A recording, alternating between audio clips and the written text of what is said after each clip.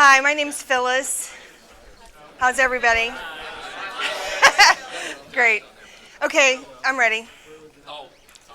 That's okay. Oh, you started. All right. This came about in 2005 when I attended a personal development workshop, and we were given some ground rules to make a list of 100 things you wanted to be, do, or have. The main ground rule, though, being that anything is absolutely possible. If I gave you a piece of paper and said, write down 3 things, all of them I can make happen for you, what would they be? That was the premise of the whole exercise.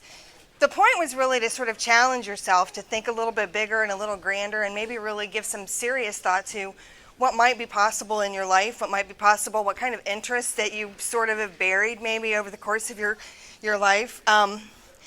The list really, I've done this with a number of people in business situations and also in some networking groups. The lists always have a lot of people that you'd like to meet. My list is probably not a whole lot different.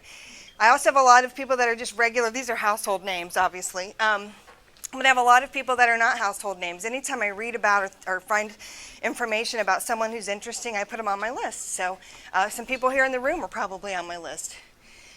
The whole point is to really, again, to sort of open up your eyes and maybe meet somebody you might not normally run into. These are a list of things I'd like to do. Climbing Mount Everest, we'll talk about that a little bit more later, but some of them are kind of grand, some of them are not. Some of them for me would be really hard, some of them for you might not be.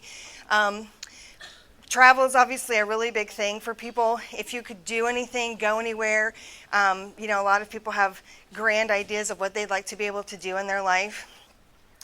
And the whole point isn't really so much the trip as it is sort of the change that happens mentally, things we'd like to have. I have all kinds of stuff, so, and I'm sure that you would too. But the mental change comes when knowing that, if I can think this in my brain and I can actually write it down on a piece of paper, even if it's something I don't really accomplish, that actually now becomes sort of a tangible, like real thing. Something that I might not have otherwise given myself the chance to even think about or pursue or advance. A lot of people don't like to do this a whole lot. It makes them uncomfortable. I like to call it the never try, never fail scenario. If I don't reach too high, then I'm assured I'm going to be successful. And I think people sort of cut themselves short because it's a little uncomfortable to say, gosh, I'd really like to do this. I'm probably a lot older than a lot of people in the room, but as you get older in your life, I think we quit having like the first experiences. When was the last time that you did something for the very first time ever in your whole life?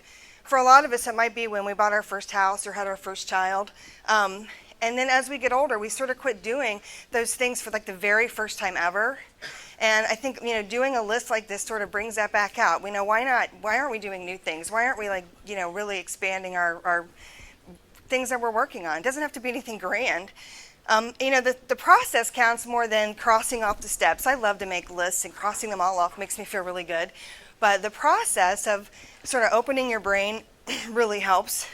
And I'm not crazy. The whole Everest thing came about, and I may never climb Mount Everest.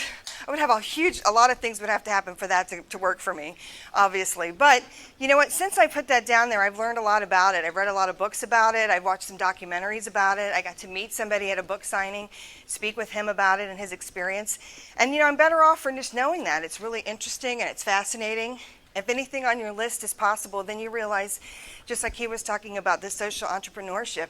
If anything's possible, nobody in my neighborhood would be hungry or go without. So what would your list look like? What would you put on there? What would it say? Every time I do this, people always ask me, what's the number one thing? So I'll tell you that it's number one because it's the first thing I thought of. It's not the most important to me. It's just something I thought of the first time I did this. So I've kept it there because I haven't accomplished it yet, which is taking off and landing on an aircraft carrier. The fact that people do that every day, actually, I find just stunning. So if I were ever to get to do that, obviously, I think that would be a pretty amazing experience. The thing that people tell me is the most unlikely, even more unlikely than Everest, certainly more unlikely than the aircraft carrier, if you can believe it, would be dotting the I in Script, Ohio, at Ohio State University game. So I hope you'll join me. Maybe this will spark some ideas for you guys, and thanks for your time.